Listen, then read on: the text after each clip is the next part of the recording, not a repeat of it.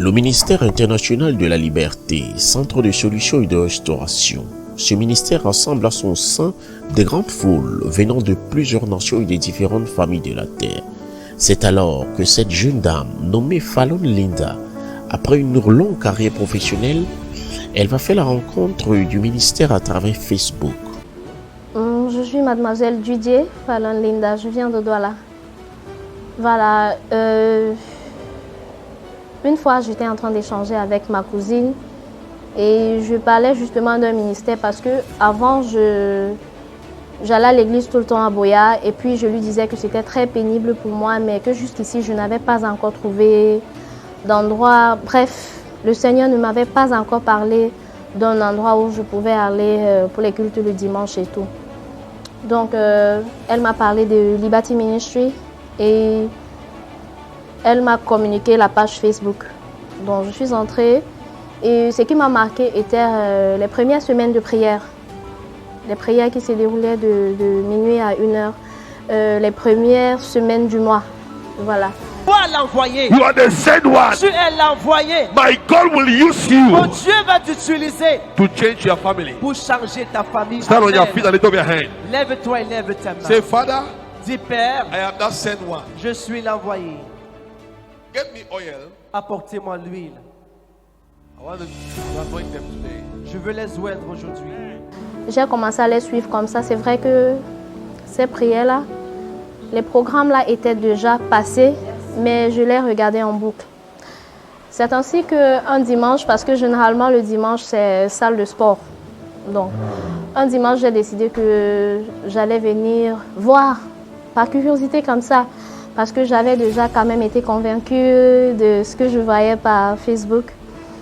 Donc, un dimanche, sachant que le culte était à 8h, je ne sais pas pourquoi, mais je n'étais pas très engagée. J'étais un peu genre, je vais y aller, mais il n'y a pas d'urgence.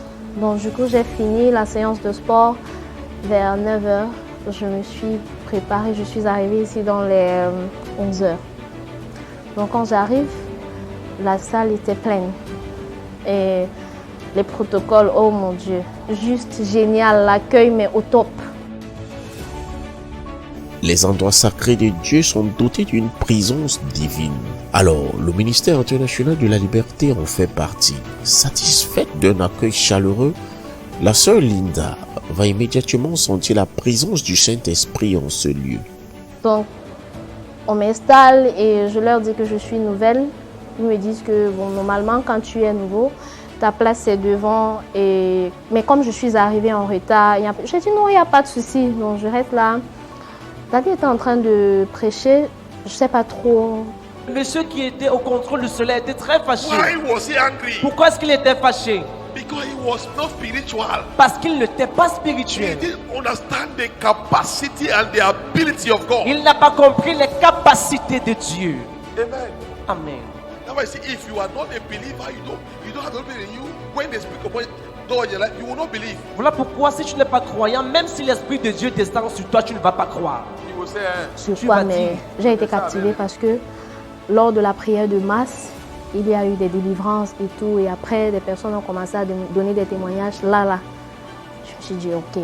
Je tiens à préciser que avant que je n'entre dans la salle, quand j'étais à l'entrée, je me suis dit, Seigneur, moi, quand tu m'as conduit ici, maintenant, je ne sais pas, je veux voir. Je voudrais que tu me parles. Je veux voir.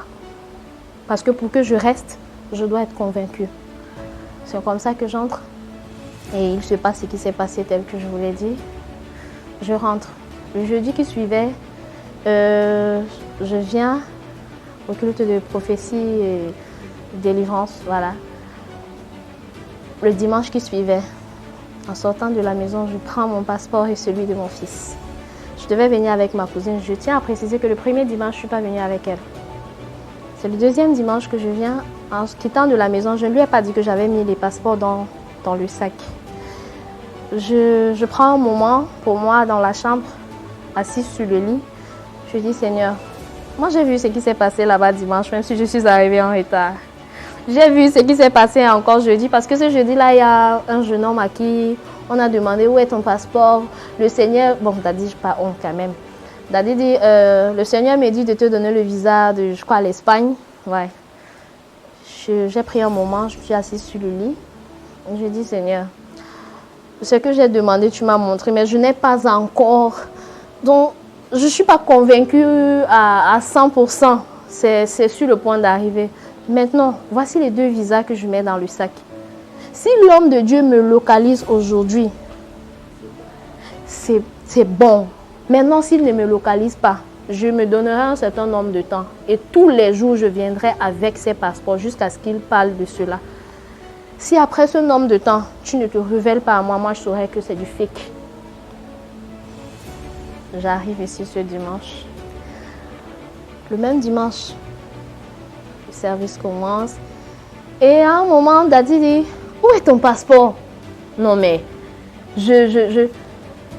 j'en tremblais même tellement, j'étais choquée. Je me suis dit, mais le matin, je me suis assise et puis j'ai dit ça. Et puis Dieu me dit, non, non, non, tu peux pas me... You can't challenge me, en fait. Donc, il me demande où est mon passeport. J'ouvre le sac, il dit, attends.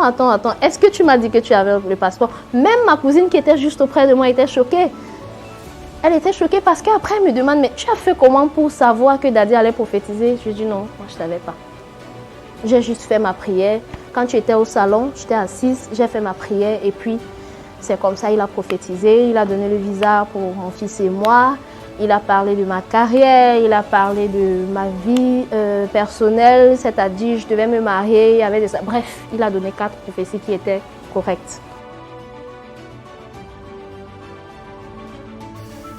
Le prophète Élie sème loin du Seigneur celui qui, par l'onction, a reçu de Dieu une autorité sacrée. Les prophètes sont inspirés par la divinité qui prédit l'avenir et révèle des vérités cachées. En ce jour, une prophétie lâchée par l'homme de Dieu va drastiquement changer la vie de la sœur Fallon Linda.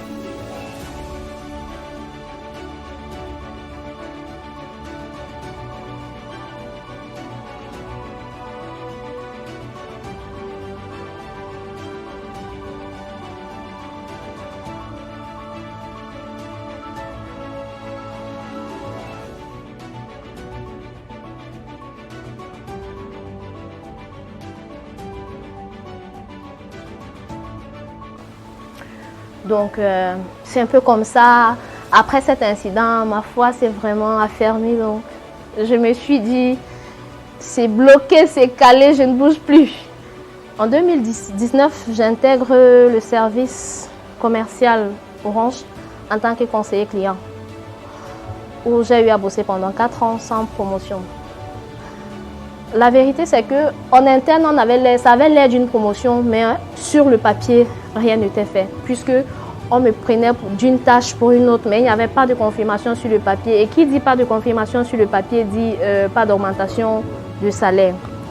C'est ainsi qu'en fin 2022, décembre 2022, nous commençons à écouter la rumeur selon laquelle nos contrats vont se terminer et tout.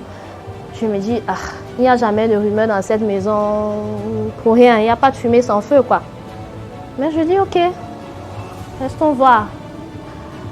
Malheureusement, en mars 2023, la rumeur s'est confirmée.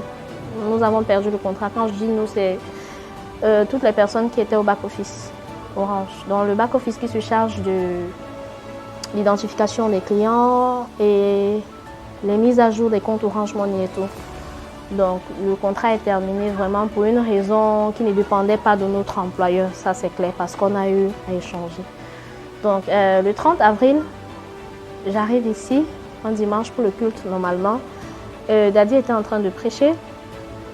Durant les enseignements, il s'est mis en colère parce que quoi? Il parlait du fait que le diable a une main mise sur les jeunes. On voit des situations dans lesquelles les jeunes fréquentent, ils sont diplômés mais ils n'ont pas de travail et puis c'est compliqué pour les familles. C'est très difficile pour un parent de s'endetter même pour envoyer les enfants à l'école et ils se retrouvent dans des situations où après avoir obtenu les diplômes, les enfants reviennent à la maison et tout. Donc étant énervé dans l'esprit, il dit s'il y a une personne dans la salle ou des personnes dans la salle qui ont un master mais qui n'ont pas de boulot, qu'ils viennent devant je vais prier pour eux. Donc, je faisais partie des personnes qui ont rejoint le devant pour la prière. Il a prié pour tout le monde et quand il est arrivé sur moi, il dit, il me demande d'abord ce que je veux. Je lui dis que je souhaite travailler pour des grandes ONG. Il me dit, reçois ton travail miraculeux. Je reçois par la foi, bien sûr. C'est ainsi que le 30 mai, je reçois un message de mon ancienne collègue qui me fait comprendre qu'elle a une offre d'emploi pour moi. Et je l'appelle parce que ça, c'était par message WhatsApp. Donc, je l'appelle pour en savoir plus. C'est ainsi qu'elle me demande d'envoyer mon CV. J'ai envoyé le CV de conseiller commercial, ce niveau-là, parce que c'est le CV que j'avais. Donc, c'est-à-dire, je n'ai même pas... C'était le dernier CV mis à jour, oui. J'ai envoyé ce CV et environ 3 heures plus tard, j'ai reçu un message m'invitant pour un entretien le lendemain. Je suis rendue dans leur bureau à Bali. J'ai passé l'entretien. Celui-ci étant concluant, 2 autres entretiens ont été programmés encore, cette fois-ci avec la représentante d'Afrique, puisqu'il s'agit d'une multinationale basée en Espagne, mais qui opère dans plusieurs pays d'Afrique et même de l'Europe. Donc, après avoir passé l'entretien avec le responsable du Cameroun, je suis conviée à 2 autres entretiens, notamment celui avec le représentant d'Afrique et ensuite avec le boss, le CEO de Madrid. Donc après cela, ça a pris un moment.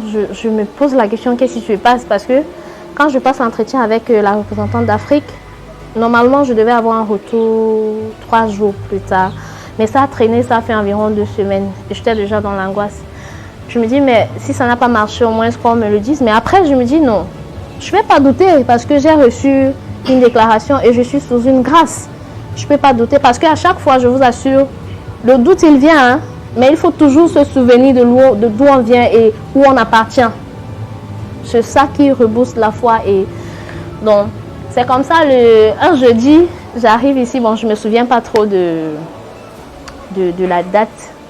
Daddy, c'est comme s'il avait vu, je ne sais pas, Dieu lui a dit que je doutais. Il fait la prophétie, il me dit qu'il est en train de me voir à mon nouveau boulot. Il me voit dans mon véhicule de service et tout. Je sors avec un grand sourire, je lui dis, en fait, je suis en train d'attendre la prochaine étape, quoi. Quand il finit avec moi, le mardi, l'entretien avec le boss de Madrid est programmé par vidéoconférence.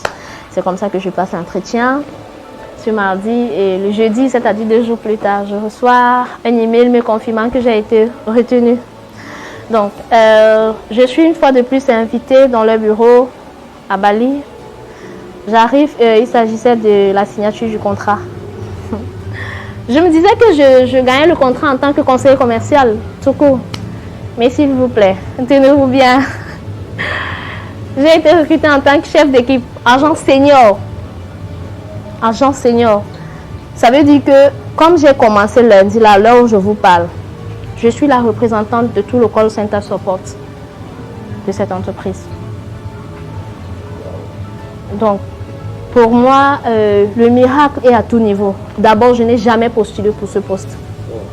J'ai eu à bosser à Orange, donner le meilleur de moi-même, mais je n'avais jamais été promue. En interne, on me balançait comme ça. On me prend d'une position 0 à une position senior. Non mais, celui qui refuse de voir le miracle dans ça, c'est une personne qui décide d'être aveugle en fait, parce que c'est clair.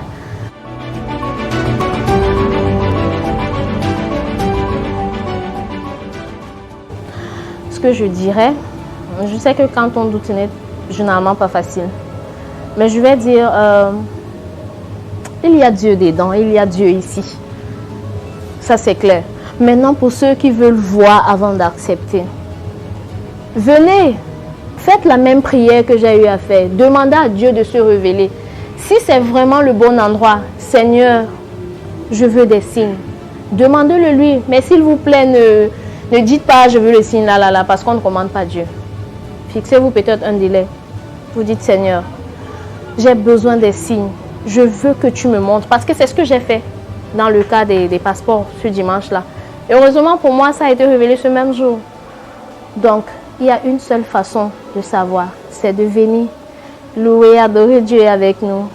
Et quand les miracles vont commencer là, oh, ils vont rester scotchés, vraiment. C'est tout ce que j'ai à dire. Je suis très contente ce matin et je rends grâce à Dieu pour tout cela. Et je sais que les autres accomplissements de prophétie sont sur le chemin. Donc je me réjouis déjà, c'est génial. Enfin, elle retrouve le sourire perdu il y a de cela quelque temps. Grâce à l'intervention divine, et vous alors, qu'attendez-vous? Le ministère de la Liberté est situé à Yassa, après le stade de Japoma, à 100 mètres, juste après la station-service Blessing. God bless you.